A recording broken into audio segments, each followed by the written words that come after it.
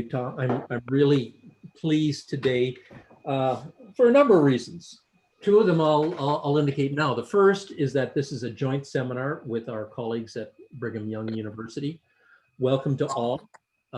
Next week we'll reciprocate, and I'm also very pleased today to have a very distinguished speaker, and this is Dr. Carrie Kelly.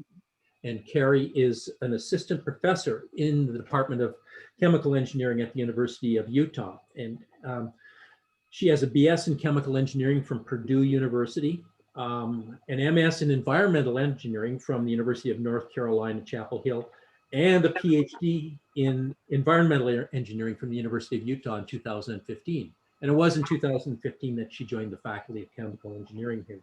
And her research really has a very, very distinct and important local and national flavor dealing with air quality. And Dr. Kelly has served 8 years on Utah's Air Quality Board, and she currently serves on Utah's Air Quality Policy Board.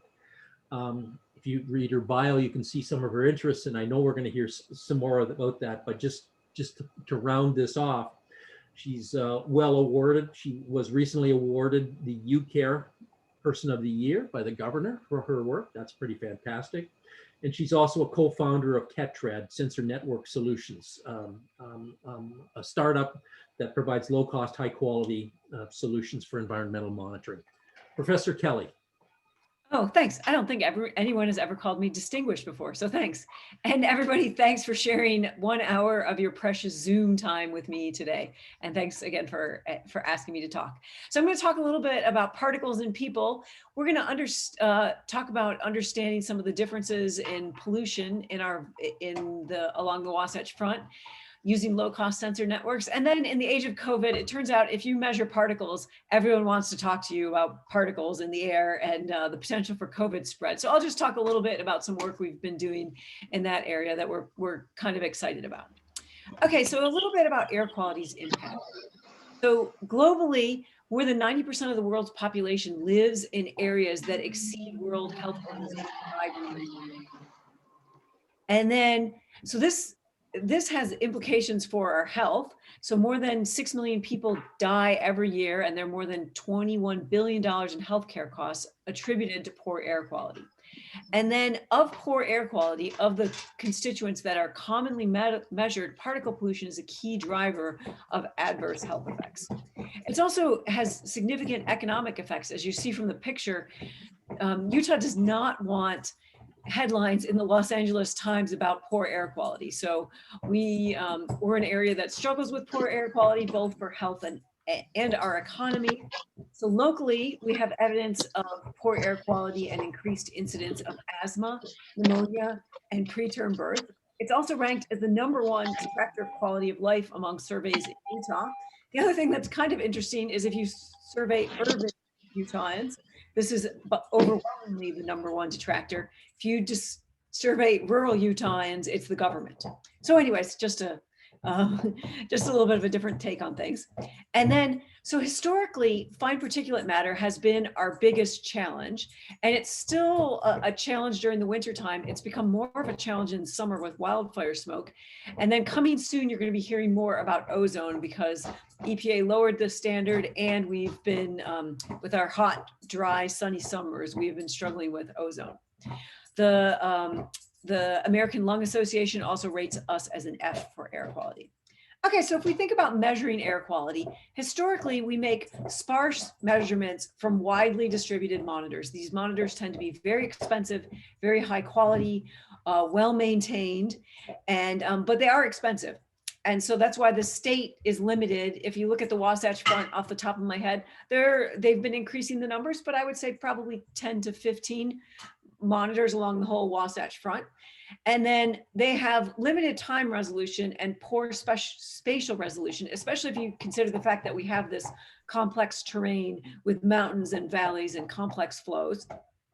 And then another thing that a lot of people often don't think about is we spend more than 80% of our time indoors, and there are even fewer measurements indoors. And I think that is a ripe area for future research. Okay, so this is a picture if you were driving down Little Cottonwood Canyon after a nice day of skiing and we had one of these wintertime inversions, and you would see this kind of spooky looking muck that you drive into. But we know even within that sort of muck that it is not all the same everywhere. So here was an evening when I had some students making mobile particulate matter measurements. We're actually looking for folks burning wood. We did find wood burning as well as a very vigorously emitting diesel truck.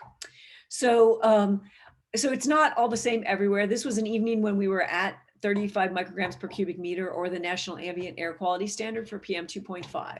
So that was the key message there. But if you look at what EPA, how they visualize this pollution, you look at Salt Lake here on the map. Here's the state monitoring stations at the time this image was taken. And EPA has basically just interpolated all of this data and ignored the mountains, because these kinds of visualizations were originally designed in on the East Coast, where they have much fewer mountains. So if you live here in Utah, you realize that the air quality at the base of our valley is not the same as that at the top of our peak. So we think that there is a room to do something better. So we want to better understand our air quality, better understand our personal exposure, so that we can then make informed decisions about our actions and potentially control strategies. Okay, so our goal here is to complement existing air quality information with new lower cost sensors and advanced computing techniques to help integrate that information. So what we need are dense measurements from reliable low-cost sensors. We also need help from the community to host those measurements and to tell us when maybe things are not going well, or sensors malfunctioning. We need strategies for combining imperfect data. So the sensors that we put out cost altogether somewhere between $60 to $200 to put together. So that's going to be drastically different in terms of quality than the $20,000 or $30,000 instruments that the state puts out. And then in addition to the costs, the state spends a lot of time and effort maintaining their sensors. So another question is, how do we manage all these sensors out in the wild with people who want to just hang them up and forget about them? We also need a way to access the data and to provide simple communications.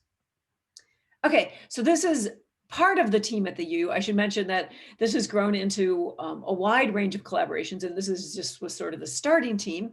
So we have folks with expertise in electrical engineering, embedded systems, sensor design. We have folks with expertise in air quality, and also education, outreach, integrating with the community. We have experts in visualization and statistical modeling. And then we have, and this is a very small picture of all the students, we have a wide array of students involved in this project. And in addition to the students, although we don't have them this year, we've also had a large number of high school students who volunteer to work on the project because they're interested and they care about air quality, which is great. And we appreciate all the help we can get. So sensors that are in our community. So right now we have over 100 sensors out in the Salt Lake Valley. And then we also pull data from other community networks like Purple Air. We pull data from the state. And we believe altogether this provides a really rich framework for STEM education. So we've been extremely popular with high school students, junior high school students,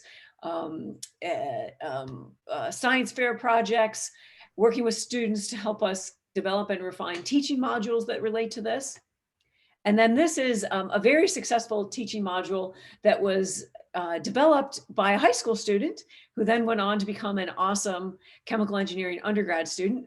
And it was developed with a lot of guidance from my colleague, Tony Butterfield.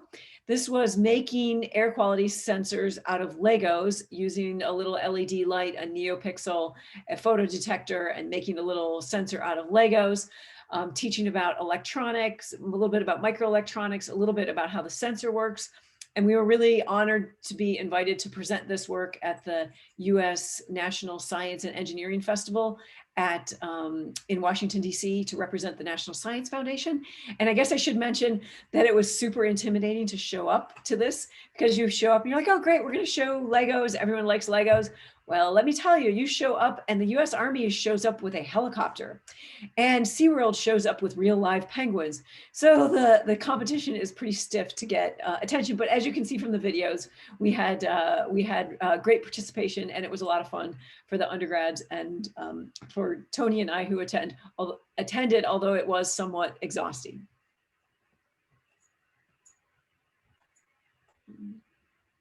Okay, so that's a little bit about the community. Let's talk a little bit about the sensors. This is really the domain of my colleague Pierre Gaillardon in electrical engineering. But our goal here was to start with sensors that we could build low cost. We sort of built them in very small batches, but this was clearly not sustainable. And the cost of those sensors was about $200 a piece. We work with the electrical engineering students to reduce the cost, to automate the production. They had developed a 4-layer custom PCB with an integrated Wi-Fi antenna. So then we reduced the cost to about $75, $80, but that's not the end of it. The idea was then to move to wearables and even very low cost, like a couple bucks, really small sensor that either harvests energy or that you can wear and that will be recharged and will give you estimates of your personal exposure. And then the idea is to integrate all that data into a seamless platform that can then give you information about air quality, very highly resolved. But again, we believe that you have to have reasonable quality and also be cheap enough that people are willing to participate. Okay, so this is our current generation 2 sensor. This is what's primarily out in the valley. It has a particulate matter sensor that measures particle concentration based on light scattering. So if you are out here during the winter, during our wintertime inversions, or during a wildfire smoke episode, you'll notice you have trouble seeing across our valley. So when you do that, that is just particles that are scattering light. And these sensors just measured scattered light, and those correlate with particle pollution, but there's a trick here, and I'll talk about this in a second, and that's that not all particles scatter the same. So you have to be a little bit careful about using this data. We have onboard data storage. We have a Texas Instrument microcontroller. We have a GPS with a backup battery to give us location.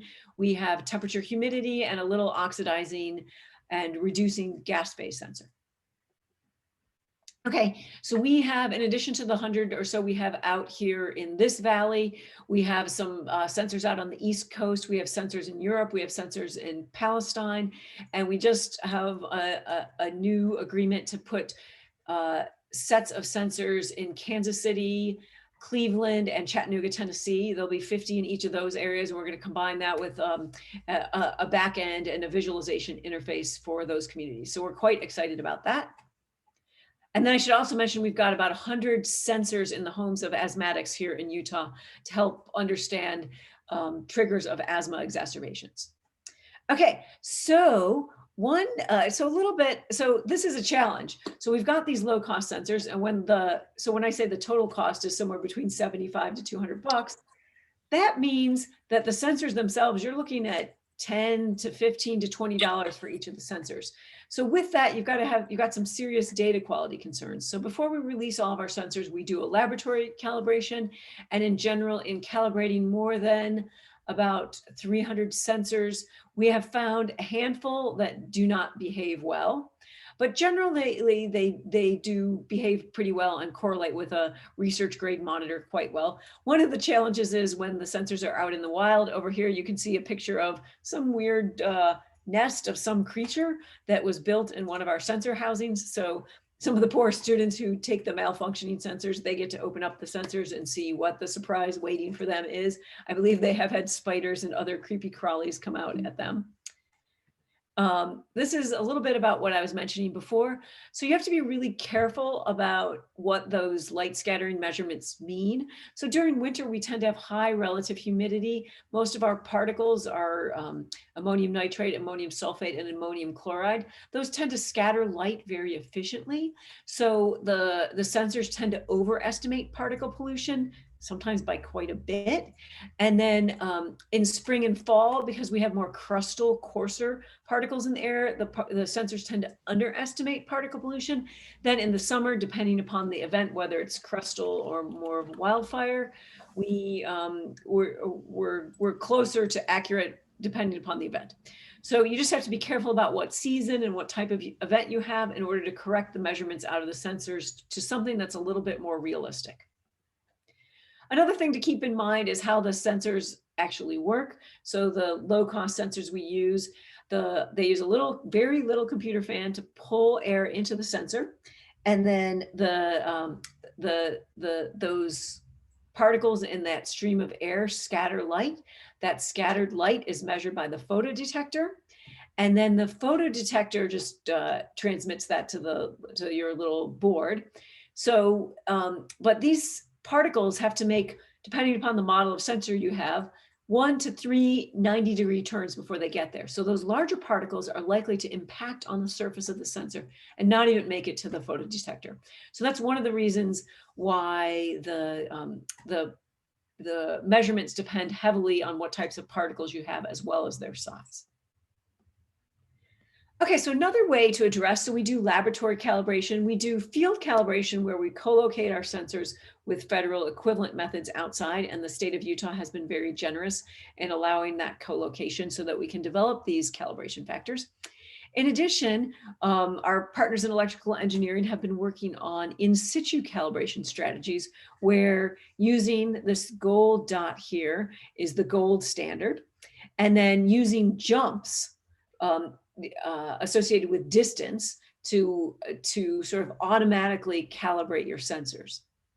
And they have been able to show that for at least some distance that they can get an improved response over laboratory calibration. So we're still working the kinks out on this, but we think that this may be one good strategy for calibrating your sensors in situ.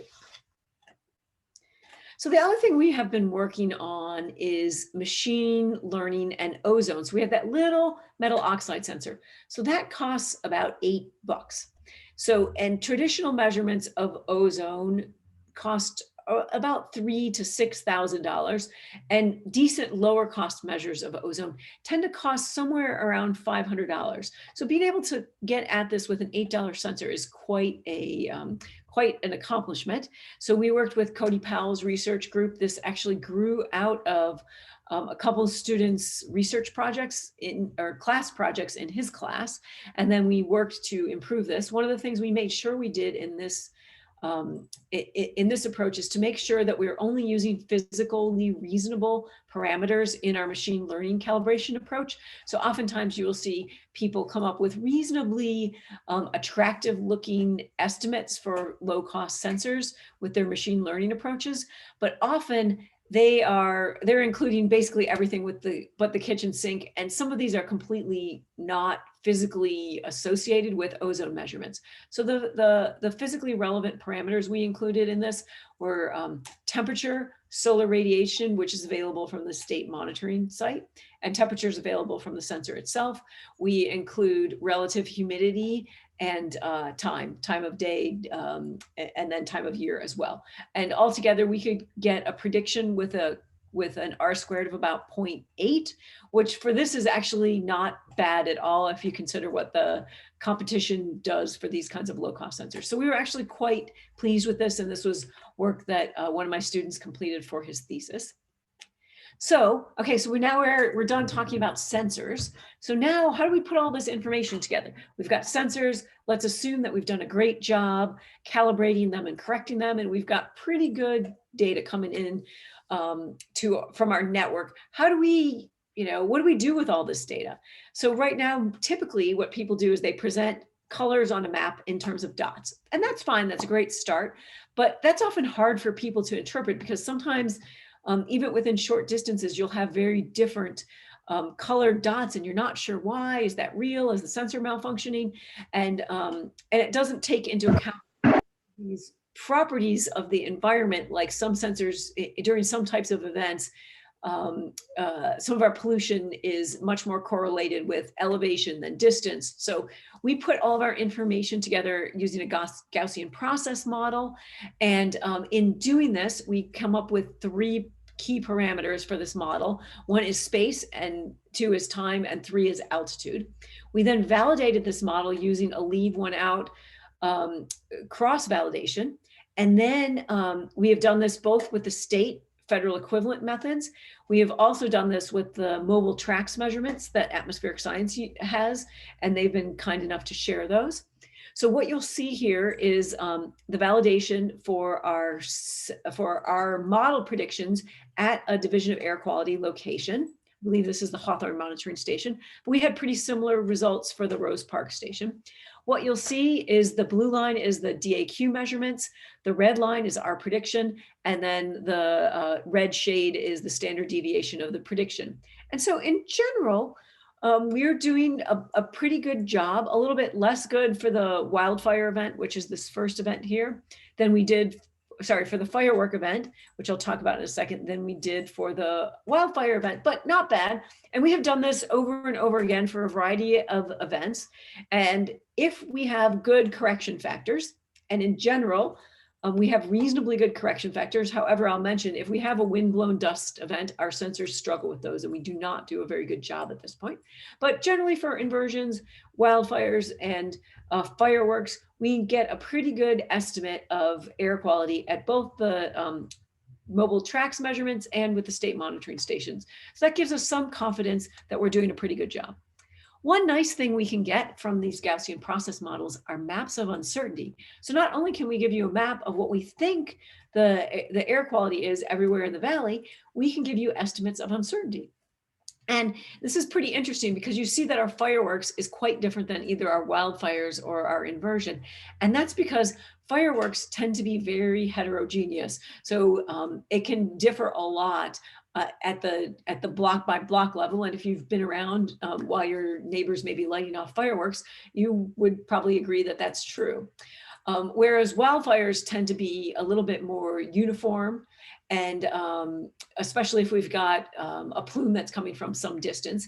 And then inversions, we also have measurements that are pretty well correlated with altitude. So again, our uncertainty is quite a bit lower. Okay, so here's going to be just a video, one of our first videos of an air pollution event.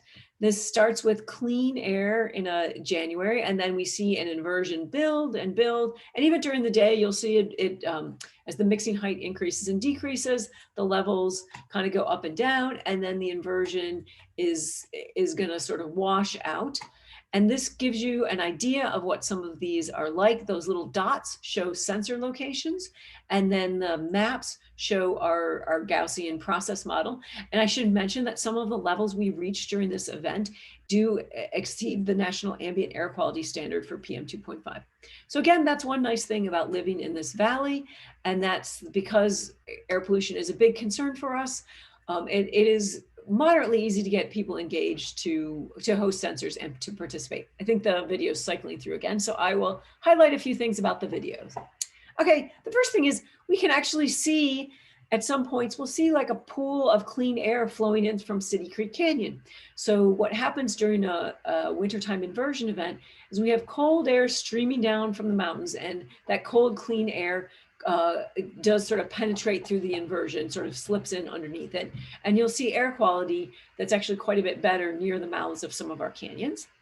We also see poor air quality at some of our busier interchanges, probably not a huge surprise to us. The other thing that we will see, not a huge surprise again, is that if you look at median household income and air quality, you'll see that at lower median household incomes, we tend to have poorer air quality than we do in areas with higher median household incomes. Those areas also tend to be at higher elevation, and they're located further away from major interstates and industrial sources. So I'll give you a couple videos that we have made from some of our events. So this is July 4th of 2018. And we're going to start about 6 o'clock in the evening. And if you watch what happens, it's relatively interesting. So what we see is, not surprising, in the lower levels of elevation in our valley, we see a big spike due to fireworks activities, and those spikes are 2 to 3 times the national ambient air quality standard. And then after the fireworks pass, things are looking pretty good. But I'll ask you to hang on here, because if you wait until about 7:30 in the evening, if you remember that time about 2 years ago, you will see that we see from the east a big plume of wildfire smoke head in, and that was the Dollar Ridge wildfire. And that plume came in from the east. It came down the canyons, and what we saw was that our sensors on the east side of the network detected a dramatic increase in air quality, in particulate matter levels, and a decrease in air quality about 2 to 3 hours before the state began to report it. Some of that is due to the distance. The other is just due to the lag, because it takes the state doesn't report the 9 p.m. reading until about 10:30 or 11 p.m. Okay, just a quick note that the maximum extent of the fireworks activity actually corresponds pretty well with a map of where fireworks are allowed, because we are such a flammable area. While fireworks are not allowed in the foothills and the area surrounding our benches, and that we could see a pretty dramatic difference in the PM concentrations in areas where fireworks were allowed and fireworks were prohibited. I also want to mention that this map over here to the right actually shows the US Environmental Protection Agency's map of fine particulate matter for that day of the 4th of July. And it actually shows that air quality is lowest in the valley, and it's worse around the edges of the valley, which is exactly the opposite of what we're showing. And the reason that happens is very similar to one of the images I showed earlier, and that's that these that the US EPA is doing these very large spatial interpolations, and it's very difficult to do that in this complex terrain when you have mountains that really affect transport of pollutants. And so this visualization is actually showing you effects of a wildfire that were rather distant and didn't capture the events that were taking place within the valley. Okay, so we can produce real-time estimates. So we have this model. It generally works pretty well. And if you go to our website, aqnu.org, you can click on any one of these dots, and it'll give you a trace for the last day or week of what the pollution was like for that sensor. And then if you click on this little stack over here, you can see an integrated pollution map for what those sensors are. But just be aware that we don't have a lot of sensors up high in the mountains, because we need power and Wi-Fi, and without those we don't have we can't put our sensors out. So there's quite a bit more uncertainty up higher in the mountains. And then the data can be accessed by the public. We're currently working on some improved access for the public, so you can easily download multiple sets of data, but that is in the works. Just wanted to talk a little bit about what we've done and where we're going. So we have had a bunch of really fun partnerships.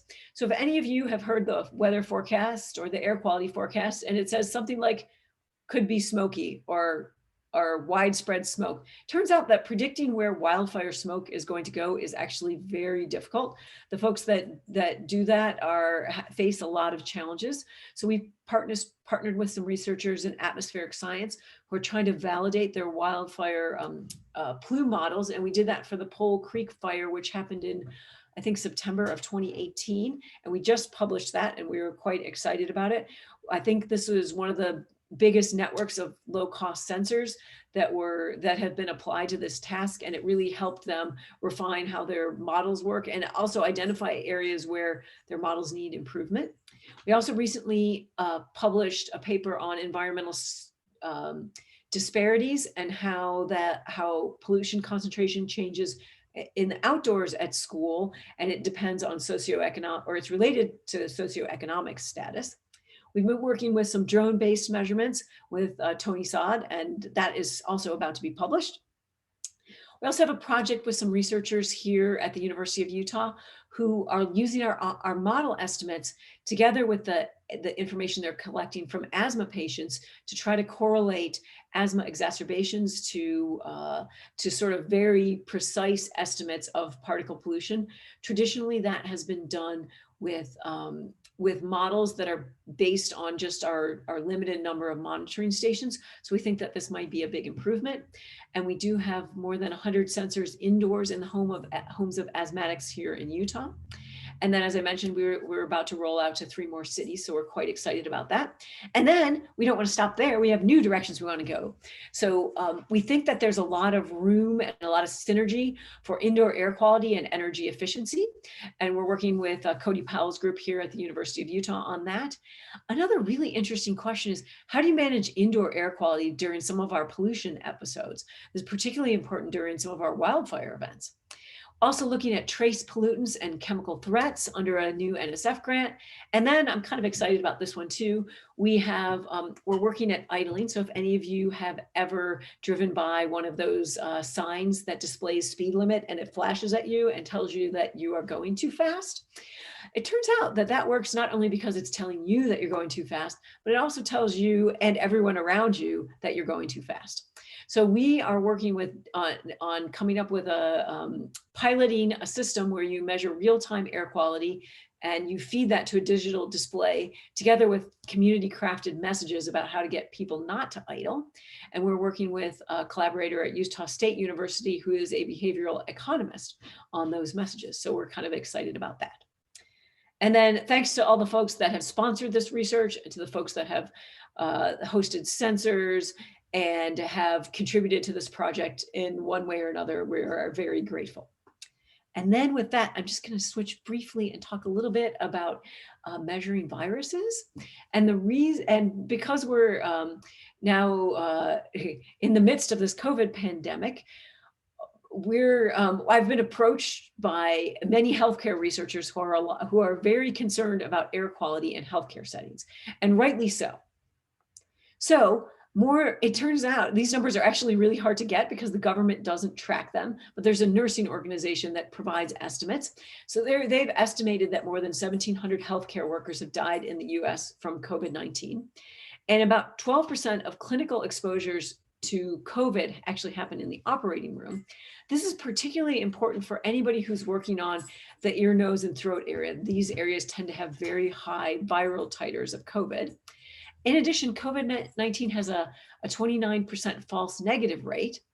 And then finally, there are some emergency ENT procedures, particularly pediatric procedures that need to happen on an emergency basis.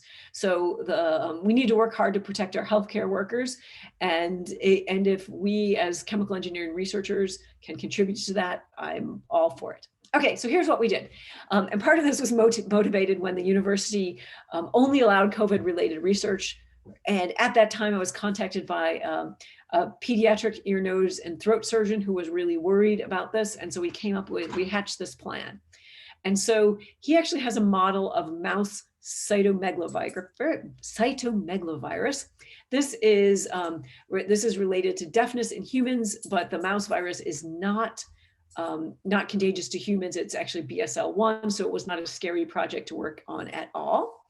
So we performed on these mice infected with CMV. We performed 4 common surgical procedures: drilling, microdebrider, coblation, and electrocautery. And we did that with and without suction.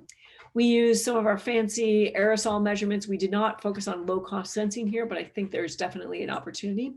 We also did bioaerosol sampling for viral DNA, and we used this new condensation growth tube that we have. I actually used that for other purposes, but we repurposed it here to collect liquid samples of the virus. It turns out it's actually hard to do this. And historically, the methods to do this have been not very effective because they'll collect them on a filter and the virus dries out as air is pulled through the filter and it's no longer viable.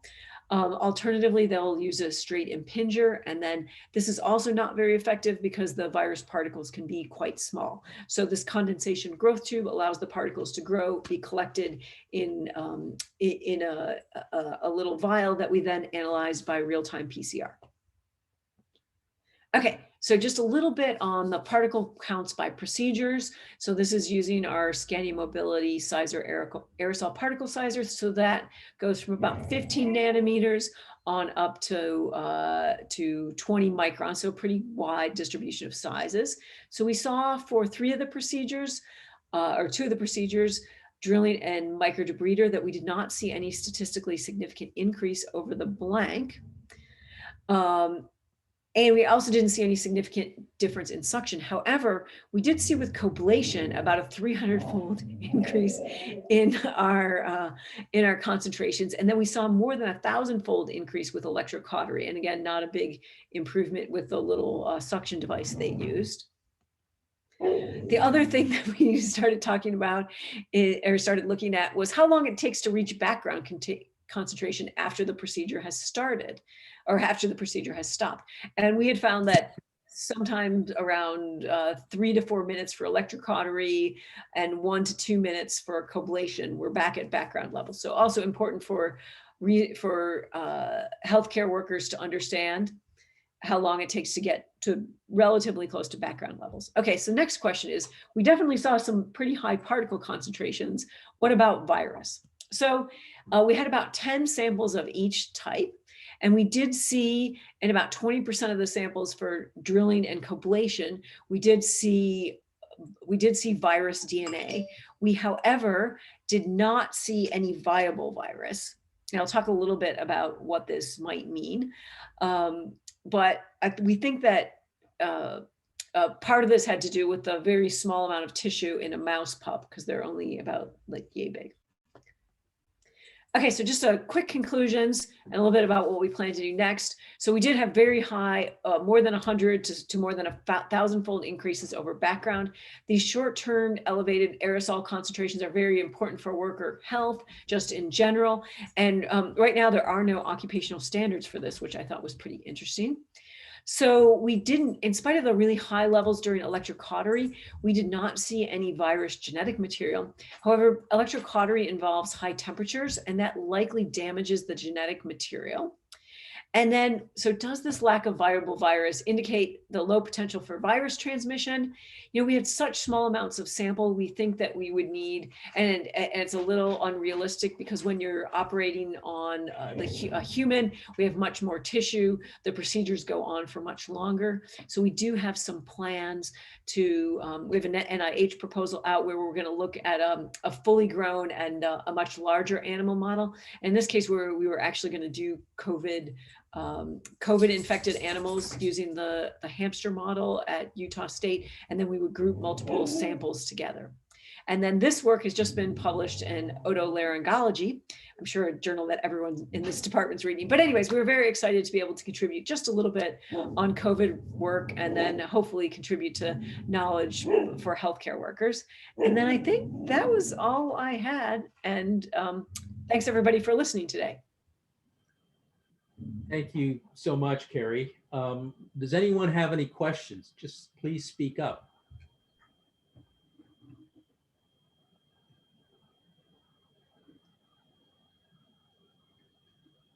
I guess I could answer. I can see a couple questions in chat, so I'll answer one of those. I said that indoor air quality is different than outdoor quality. In what way is it different? And how influential is outdoor quality to indoor air quality in your home? This is a great question.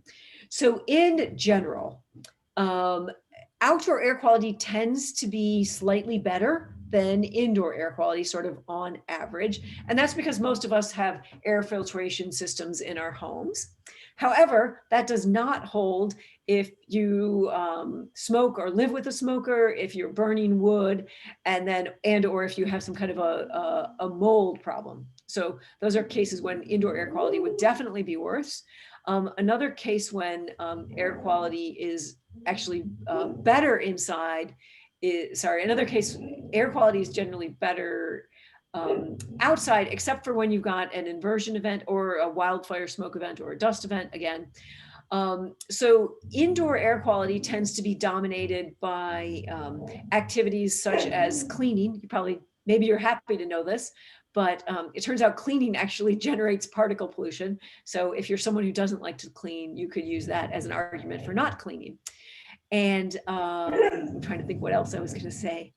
I'm sorry, my dog appears to want something in the background, and so she's growling a little bit. And then how influential is outdoor air quality on indoor air quality? That's actually a great question. That does depend somewhat on your HVAC system. In general, outdoor air quality does affect indoor air quality, and it makes it through your air filtration system. And if you're looking at something like particulate matter, if you have a very high MERV number, like 13 or 14 on your filter, you are going to cut down almost all of the particles from outside. However, if you have a lower quality filter, then some of those particles will make it inside. So did I answer your question? Okay, great. So another question, can I please explain how we measure the amount of fine particles in there? There's actually several different ways to do it. So with the low cost sensors, we just measure light scattering. So you measure the particles flow past a light where they're illuminated, and then you measure 90-degree light scattering. Okay, so, and that's proportional to the amount of particles in the air. Another common way to measure particulate matter is to collect it on a filter. You weigh the filter before and after, and that's fine, except for you really need about 24 hours of particles in order to get a good filter measurement. And if you're taking indoor measurements and it's relatively clean, then that could take you almost up to a week to get enough particles to get an accurate measurement. There's some other methods that the state uses, including microbalances that oscillate on a spring. They use fancier optical methods that have pre-calibration every couple weeks. So any other questions? Hi, Gary. Very nice presentation. Can you hear me? Yes. Yeah, so this is Tao. I have a question regarding your first project on the distributed sensor network for air quality measurement. I was wondering, kind of like after you deploy the sensor network, how do you power the sensor network, and and how often do you have to maintain it? Okay, that's actually a great question and a challenge for NSF projects. So for power, we rely on the hosts for power and Wi-Fi. So when people volunteer to host sensors, they have to have a suitable location for the sensor that has a decent Wi-Fi signal and has power and is located under an eave. The housings for the sensors are water resistant, but not waterproof. And then how do we maintain the sensors? So we have been lucky and gotten some National Science Foundation research experience for undergrads. And we have had some dedicated undergrads who work with the community members to help them troubleshoot when they can't install their sensor, to help them keep the sensors online. But this actually is quite a problem in terms of working with the community, because what happens is, it is sort of working with the public, and then you'll find somebody's sensor has been offline for a while, and a student will email them and they'll say, oh yeah, my brother unplugged that. We wanted to put speakers in outside and we only had one plug. Or yeah, my internet, I'm having trouble with my internet. Can you come out and help me fix my internet? We're like, no, we can't do that. So those are some just challenges in dealing with a large scale deployment that relies on the public. Okay, thanks. Thanks, Tao. Anyone else? Okay. Professor Kelly, thank you so much. That was that was really enlightening, and I think everyone enjoyed it. And so thank you so much. Okay, thanks for having me. Bye all. See you, everyone.